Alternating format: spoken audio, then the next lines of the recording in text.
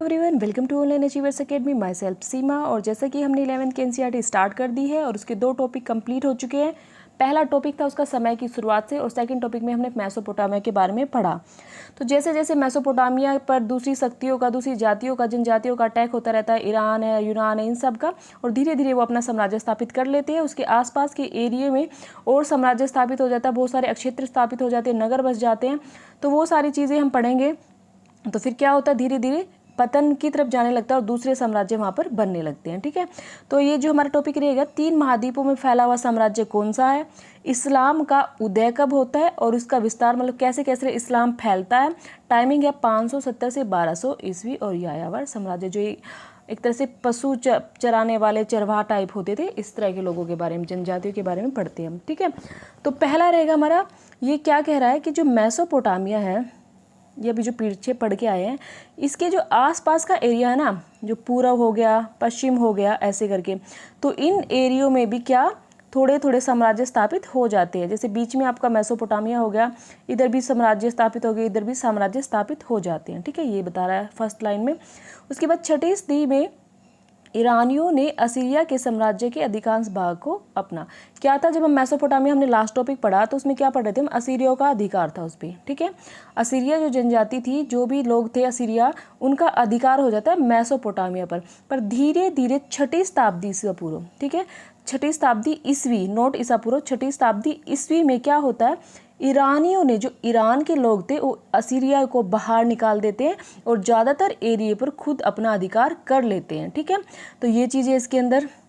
उसके बाद तो जब ईरानियों का अधिकार हो जाता है तो वो उस पर पूरा नियंत्रण कर लेते हैं। इससे क्या फ़ायदा रहता है उनको, कि व्यापार में काफ़ी सुधार होता है, क्योंकि आसपास के जो भी इलाके हैं, यूनान वाला जो भी एरिया है, वो सब क्या करने लग जाते हैं, एक दूसरे से व्यापार करने लग जाते हैं।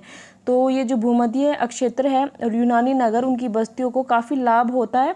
ये क्या कह रहे हैं, जब आपका कंट्रोल उन पर हो जाएगा, हिसाब से एक सिस्टमेटिक तरीके से व्यापार चलने लगेगा, तो उसमें काफ़ी फ़ायदा होगा, आसपास में लेन देन होगा। जो भी क्षेत्र थे, बाहर जाती, वहाँ से बाहर जाएंगे, बाहर के लोग वहाँ आएंगे, तो व्यापार में काफ़ी फ़ायदा होता है इससे। और काला सागर के उत्तर में रहने वाले यायावर लोग के साथ घनिष्ठ व्यापारिक संपर्क में बहुत फ़ायदा होता है। यायावर लोग वही हैं, एक तरह से पशुचारक, चरवाहा वगैरह टाइप के। ठीक है, तो उनके लिए काफ़ी फ़ायदा होता है ये रास्ता खुलने के बाद। ठीक है, उसके बाद काफ़ी सारे यही चीज़ें बता रहा है कि व्यापार में काफ़ी संपर्क में आते हैं, दूसरे लोगों के संपर्क में आते हैं। यूनान के अधिकांश समय एथेंस और स्पार्टा के नगर राजन, मतलब जो यूनान के जो बहुत ज़्यादा टाइमिंग में है ना, एथेंस और स्पार्टा के नगर जो काफ़ी माने जाते थे, वो नागरिक जीवन के केंद्र बने रहे। चतुर्थ सदी में उत्तरार्ध में यूनानी राज्यों ने मैसिडोन राज्य के, अब इस लाइन में क्या बता रहा है, हम सिकंदर को पढ़े हैं पहले। सिकंदर कहाँ का राजा था, यूनान का था। यूनान एग्जैक्ट जगह थी मैसोडोनिया। तो जो सिकंदर है वो मैसोडोनिया का राजा था और उसका इस मेसोपोटामिया के एरिया पर अधिकार हो गया था। उत्तरी अफ्रीका, एशिया, ईरान और भारत तक उसका अधिकार हो गया था। व्यास तक जो पहले क्षेत्र थे वहाँ तक उसने जीत लिया था। सैनिकों, और कहते हैं ना कि व्यास नदी से आगे जाने के लिए मना कर दिया था सैनिकों ने कि हम आगे नहीं जाएंगे। तो भारत में उसकी एंट्री तो हो गई थी, पर व्यास नदी से आगे वो नहीं जा पाया। सिकंदर का सैन्य दल पीछे मुड़ गया था, यद्यपि कुछ यूनानी वहाँ रह गए थे।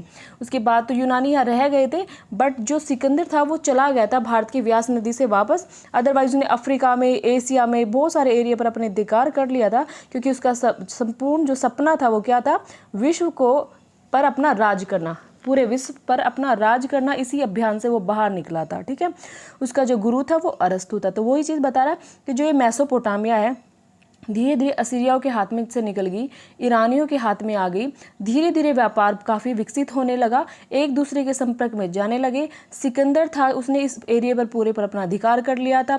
और सिकंदर है जो भारत में भी अटैक किया उसने, दो और जो आसपास के क्षेत्र हैं उनको भी अपना बनाया, अफ्रीका वगैरह को। ठीक है, बट क्या होता है कि वो धीरे धीरे व्यास नदी तक पहुँचता है, बट वहाँ से वापस मुड़ जाता है, क्योंकि उसके सैनिक आगे जाने के लिए मना कर देते हैं।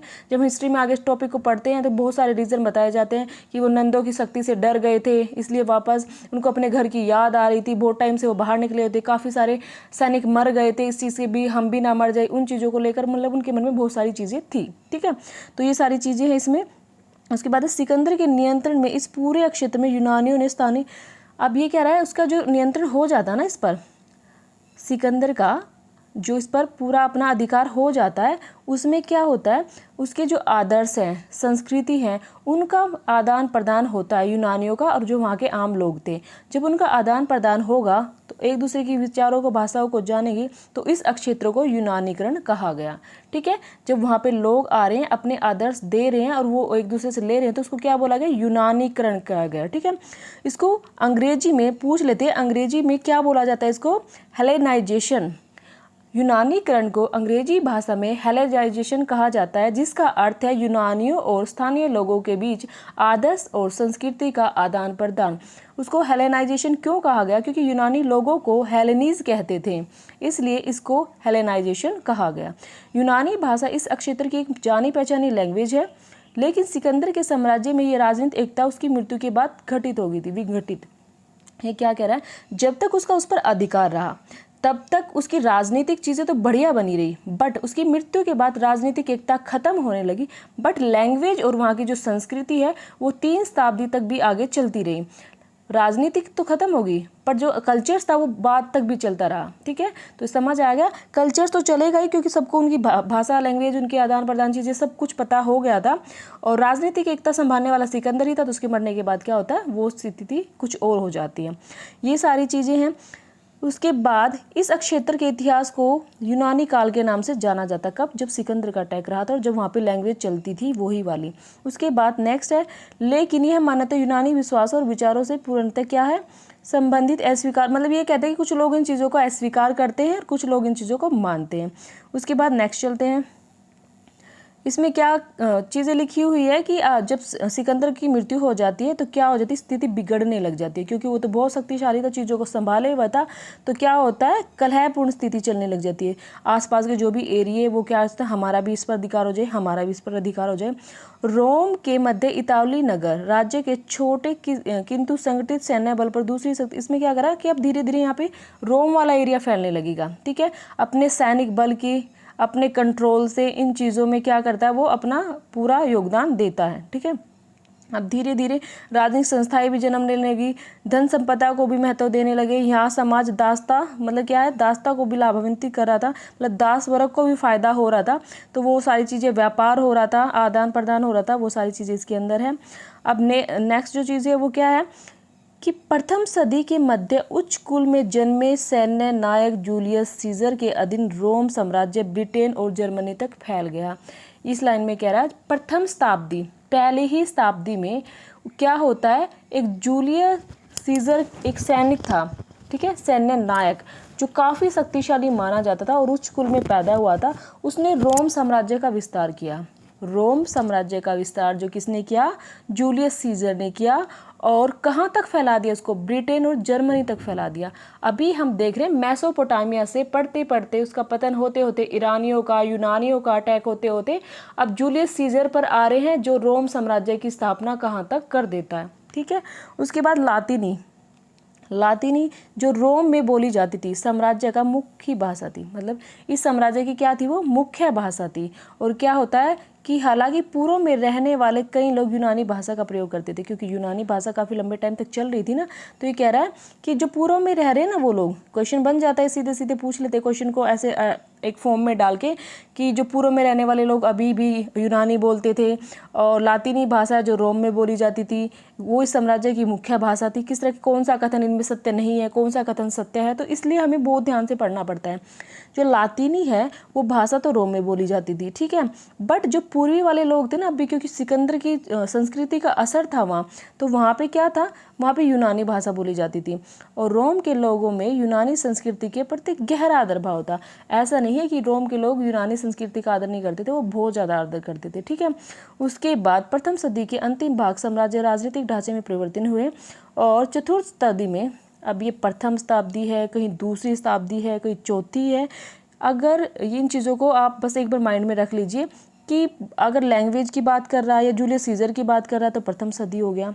ठीक है, उसके बाद कह रहा है कि ईसाई धर्म का प्रचार होने लगा इस एरिया में रोम में, तो वो चौथी शताब्दी की बात कर रहा है कि चौथी शताब्दी में सम्राट कॉन्स्टेंटाइन, ये एक रोम का राजा था, उसने ईसाई धर्म का प्रचार किया, काफ़ी हद तक क्या किया, ईसाईकरण करा। ठीक है, जैसे हमने यूनानीकरण पढ़ा ना, ऐसे इसने क्या पढ़ा, क्या किया इसने एक तरह से ईसाईकरण मतलब पूरा ईसाइयों का प्रचार प्रसार किया।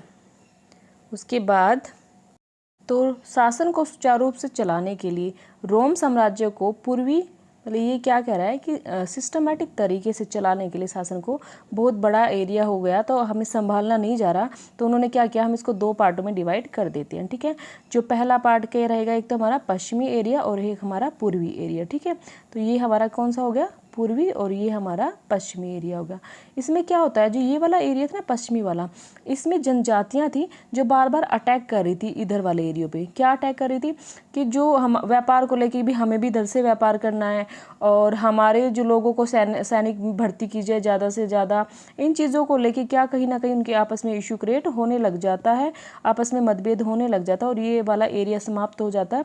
धीरे धीरे जो भी बचते हैं वो कहाँ, यहाँ पर पूरा वाले एरिया पर अपना अधिकार कर लेते हैं। ठीक है, तो ये चीज़ें हैं इसमें।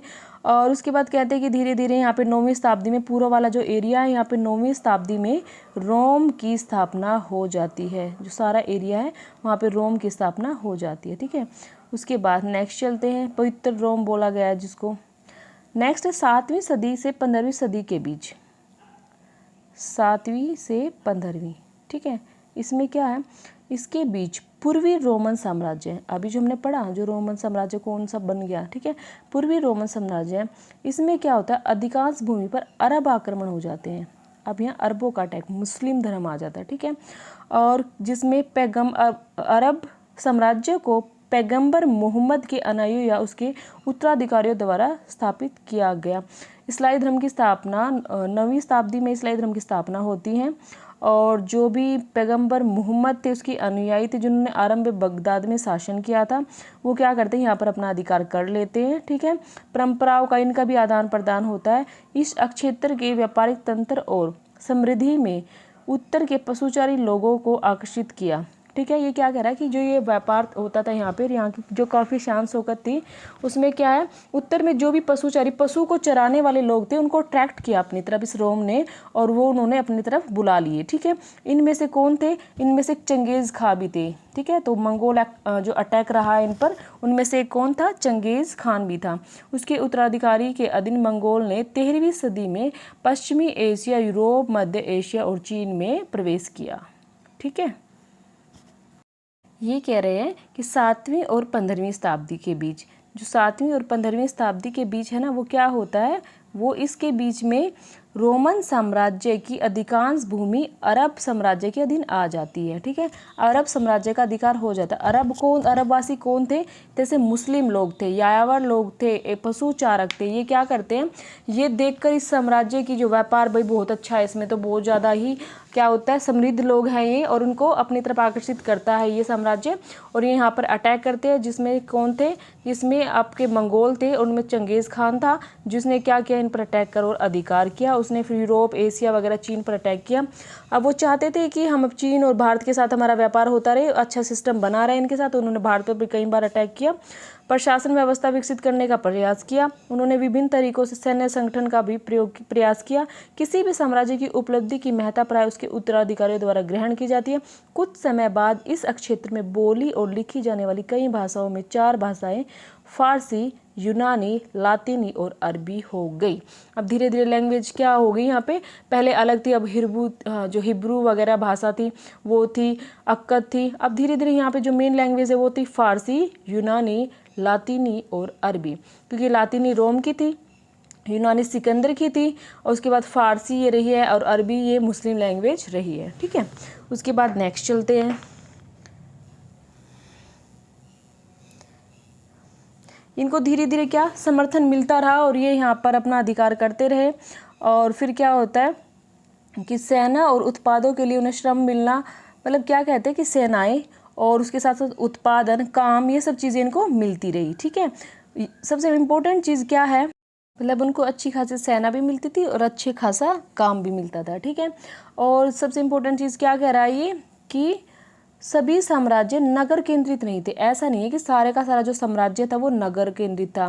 चंगेज खान और उसके उत्तराधिकारियों द्वारा शासित मंगोल साम्राज्य इस बात का अच्छा उदाहरण है कि पशुचारी लोगों द्वारा भी सफलतापूर्वक एक, ये कह रहे हैं कि जरूरी नहीं कि नगर ही होने चाहिए।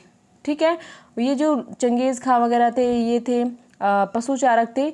इन्हीं पशुओं के दम पर भी एक सिस्टमैटिक तरीके से क्या कर लिया, साम्राज्य की स्थापना कर ली। और ये धर्म जो अलग अलग भाषाएं बोलता था, निर्जातीय उत्पत्तियों के लिए लोगों को आकर्षित करता था, विशाल साम्राज्य के निर्माण की दृष्टि में बहुत महत्वपूर्ण थे। ठीक है, इन्होंने एक विशाल साम्राज्य कायम किया।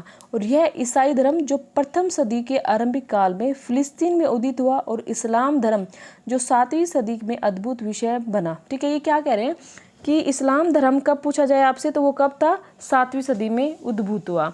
और ईसाई धर्म तो वो प्रथम सदी के आरंभिक काल में फिलिस्तीन में उदित हुआ। तो ये चीज़ें, ये एक तरह से इंट्रोडक्शन था। जो हम नेक्स्ट टॉपिक पढ़ने वाले हैं ना, उसके लिए सिर्फ इंट्रोडक्शन था कि कैसे कैसे मेसोपोटामिया का अंत होया, कौन कौन सी सभ्यता या कौन कौन से एरिया किस किस का वहाँ अटैक होने लगा, किस किस का वहाँ पे अपना अधिकार रहा, वो चीज़ें धीरे धीरे रोम कैसे बना। तो वो सारी चीज़ें हम इस टॉपिक में मतलब इंट्रोडक्शन में एक तरह से बताई गई है। अब हम अपना नेक्स्ट टॉपिक करते हैं। एक बार इसको आप अच्छे से रीड कर लेना। ठीक है, ओके, बाय बाय।